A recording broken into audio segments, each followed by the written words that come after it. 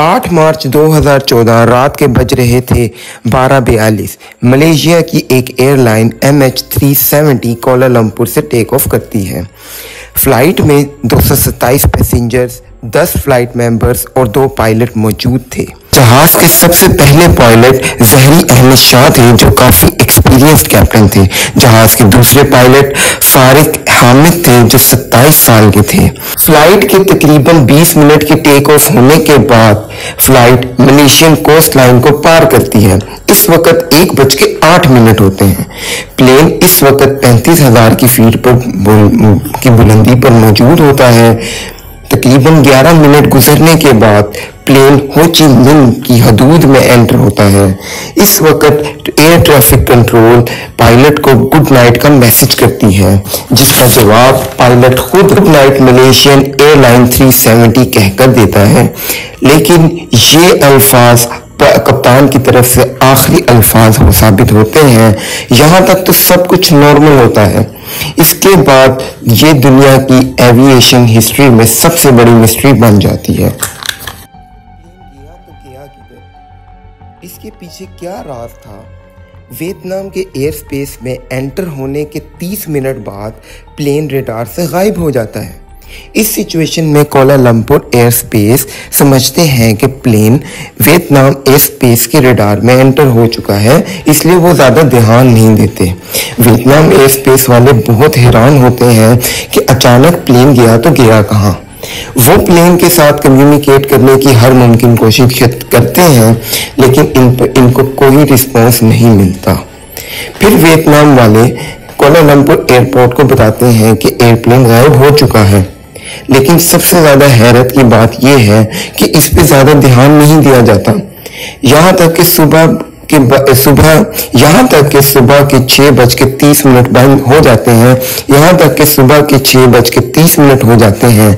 इस वक्त प्लेन को बीजिंग में लैंड हो जाना चाहिए था। जब वो लैंड नहीं होता तो फिर दुनिया की सबसे बड़ी सर्च मिशन को कायम किया जाता है।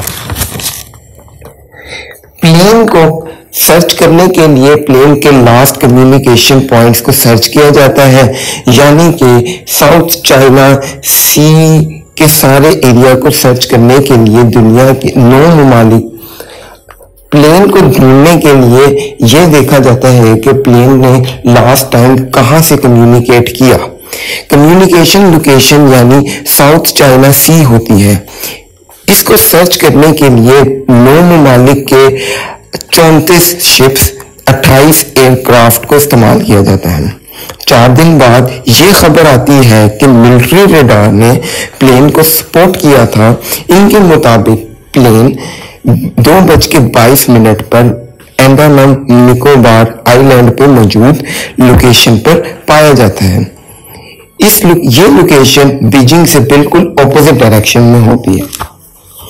अब सबसे हैरत की बात यह थी कि ये प्लेन उधर गया तो गया कैसे, या फिर वो इंडिया के पहाड़ों से क्रैश तो नहीं कर गया। कुछ दिनों बाद ये खबर सामने आई कि प्लेन ने कई बार सैटेलाइट के साथ कनेक्शन बनाने की कोशिश की। इसका मतलब ये है कि जैसे हमारा मोबाइल कई बार अननोन वाईफाई डिवाइसेस से कनेक्शन बनाने की कोशिश, कनेक्शन तो सैटेलाइट से कई बार प्लेन ने बनाया और बनाने की कोशिश की, लेकिन इससे सिर्फ कनेक्शन ही डेवलप हो सका, डाटा ट्रांसफर नहीं हो पाया।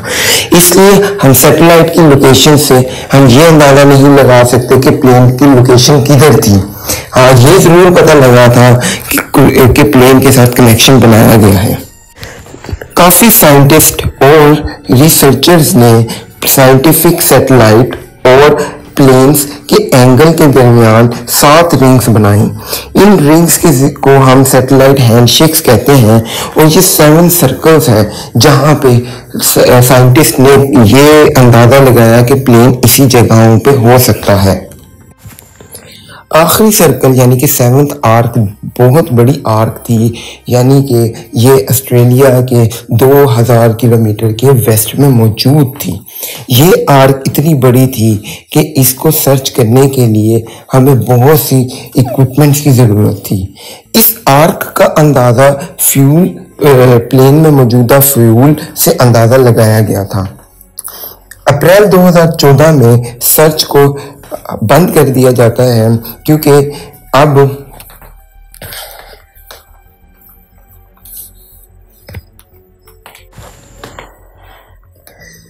अप्रैल 2014 को ऊपरी सतह पर सर्च को बंद कर दिया जाता है क्योंकि इस वक्त सबका अंदाजा यही होता है कि प्लेन अब समुद्र की गहराइयों तक पहुंच चुका होगा।